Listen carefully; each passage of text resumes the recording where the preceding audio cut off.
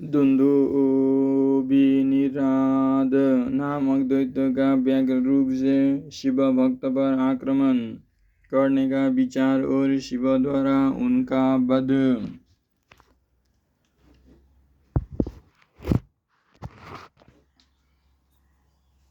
सनत कुमार जी कहते हैं, व्यास जी, अब मैं चंद्रमौली के उस भव्य चरित्र का वर्णन करूंगा जिसमें शंकर जी ने दुन्दुभिनिराद नामक दैत्य को मारा था। तुम सावधान होकर श्रवण करो।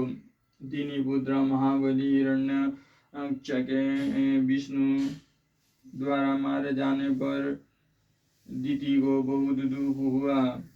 तब देवशत्रु दुन्दुभिनिराद ने उसको आश्वासन देकर यह निश्चित किया कि देवताओं के बल ब्राह्मण है, ब्राह्मण नष्ट हो जाएंगे तो यज्ञ नहीं होंगे, यज्ञ न होने पर देवता हार न पाने से निर्बल हो जाएंगे।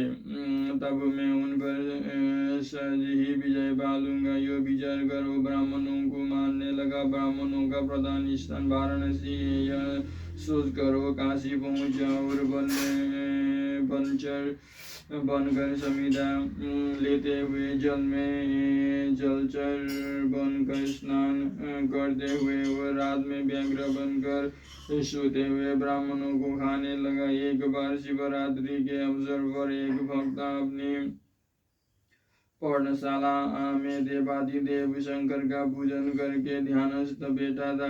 बलाभिमानी धृतराज दुन्दुभिनिराद ने व्याघ्र का रूप धारण करके उसे खा जाने के विचार किया, परंतु वो भक्त दृढ़ चित्त से शिव दर्शन की लालसा लेकर ध्यान में तल्लीन हो रहा था। इसके लिए उसने पहले से ही मंत्र रूपी अस्त्र का विन्यास कर लिया था। इस कारण वो दैत्य उस पर आक्रमण करने में समर्थ न हो सका।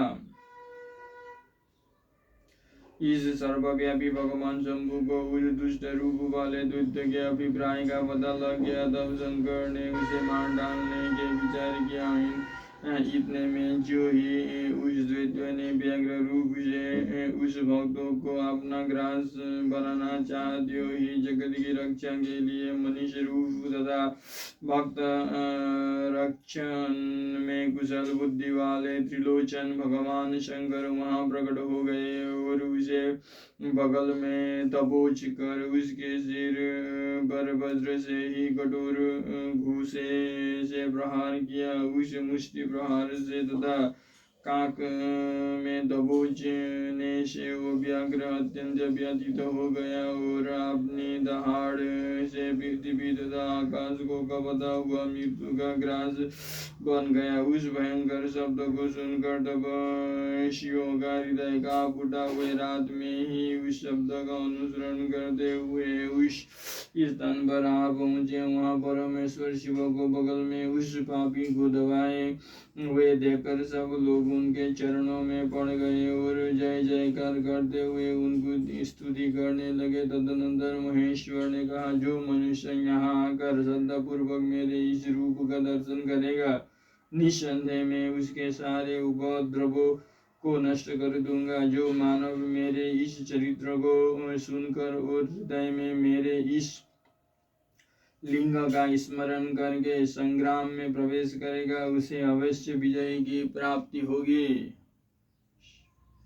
मुने, जो मनुष्य व्याघ्रेश्वर के प्राकट्य से संबंध रखने वाले इस परमोत्तम चरित्र को सुनेगा तथा वह दूसरे को सुनाएगा, पढ़ेगा या पढ़ाएगा, वो अपनी समस्त मनोवांछित वस्तुओं को प्राप्त कर लेगा और अंत में संपूर्ण दुख से रहित होकर मोक्ष का भागी होगा।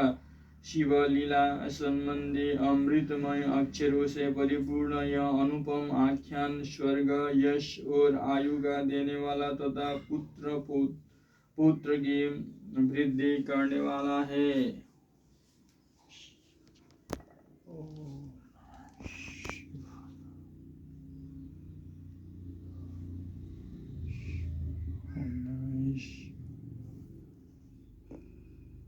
ओम नमः शिवाय।